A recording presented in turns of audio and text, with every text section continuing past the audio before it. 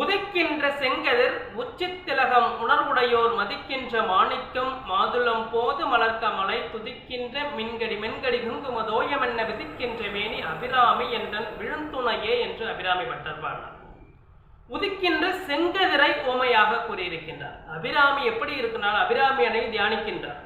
அகிலம் காக்கும் நாயகியாக ஆனந்த மகாசிவ சுந்தரியாக விளங்கக்கூடிய அன்னை மகா பராசக்தி அபிராமி அன்னையை அபிராமி பட்டர் மனதாக தியானிக்கின்றார். அப்படி தியானிக்கும் பொழுது அன்னை எப்படி தெரிகின்றார்?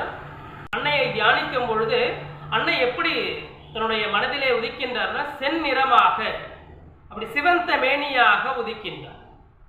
அப்போ சிவந்த மேனிக்கு ஓமையாக என்ன கூறுவது?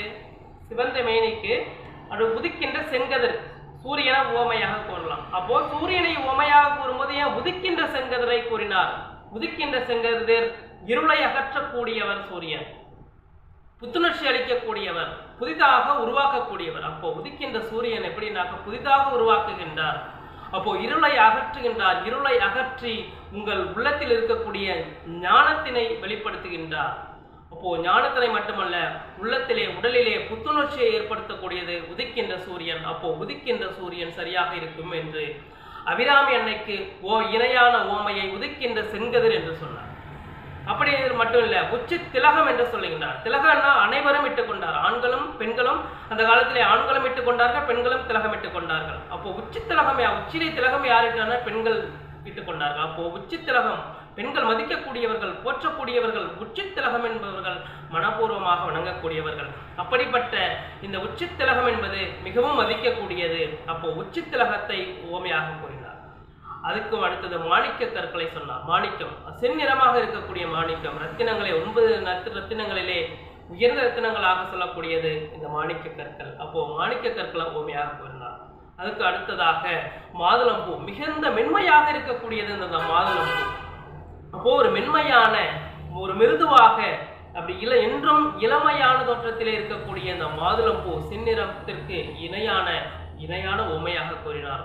மாதுளம் போது மலர்கமலை மென்கடின்னு சொன்னார் பாருங்க. அப்போ மின்னல் கொடியானது, மின்னல் கொடி எப்படி இருக்குன்னா மிகுந்த மென்மையா இருக்கும். அப்படி மென்மையாக இருந்தாலும் அதனுடைய ஆற்றல் என்பது அதிகமாக இருக்கும்.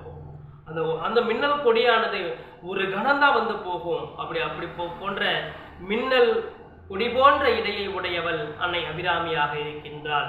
இருந்தாலும் அப்படி கொடி இடையாக இருந்தாலும் மிகுந்த ஆற்றல் கொண்டவளாக இருக்கின்றாள். ஒரு கணம் வந்து போனாலும் மிகுந்த ஆற்றல் உடையவளாக இருக்கின்றாள். ஆனால் தன்னுடைய பக்தனுடைய உள்ளத்திலே, பக்தனுடைய நெஞ்சத்திலே இறுதி வரையும், தன்னுடைய உள்ளார்ந்த உணர்வு வரையும் ஆற்றலாக ஆழமாக பதிந்து மிகுந்த ஆற்றல் கொண்டவளாக இருக்கின்றாள். அன்னை பராசக்தியாக விளங்கக்கூடிய அபிராமி அன்னை மின்னல் கொடியாக இருக்கின்றாள். அதுக்கு முன்னாடி குங்கும குழம்புன்னு சொன்னார். குங்கும குழம்புனா அதாவது எப்படின்னா, குங்கும பூவை தண்ணியில போட்டு ஒரு அன்னைக்கு அபிஷேகம் பண்ணும் போது அந்த நீரானது குங்குமம் கலந்த நீராகவும் குங்கும குழம்பு போலவே அப்படி நிறத்துல வந்து அபிஷேகம் பண்ண, அப்படியே அம்பாலே எப்படி இருப்பான்னா சிவந்த நிறமா மாறிடுவாளாம். அப்படி போன்ற இந்த குங்கும குழம்பாக இருக்கக்கூடியவள் அன்னை அபிராமி. உதிக்கின்ற செங்கதிர் உச்சி திலகம் உணர்வுடையோர் மதிக்கின்ற மாணிக்கம் மாதுளம் போது மலர்க்கமலை துதிக்கின்ற மென்கடி குங்குமதோயமென்ன விதிக்கின்ற மேனி அபிராமி என்றன் விழுந்துணையே. அன்னை அபிராமியினுடைய திருப்பொற்பாதங்களை வணங்கினால் வேறு எந்த குறையும் இல்லை. சரணாகதி அடையுங்கள், வேறு எதுவும் செய்ய வேணாம். அன்னையினுடைய திருப்பொற்பாதங்களை சரணாகதி அடைந்தாலே நிச்சயமாக பூரண வெற்றி கிடைக்கும், பூரண நல்வாழ்வு கிடைக்கும், உங்களுக்கு மன அமைதி கிடைக்கும், வாழ்க்கையிலே வெற்றி கிடைக்கும், தாங்கள் நினைக்கக்கூடிய எண்ணங்கள் வெற்றி பெறும், ஞானம் அடையக்கூடிய வெற்றிகள் நிச்சயமாக உண்டு. அன்னையினுடைய திருப்பொற்பாதங்களை சரணாகதி அடையுங்கள். நன்றி, வணக்கம்.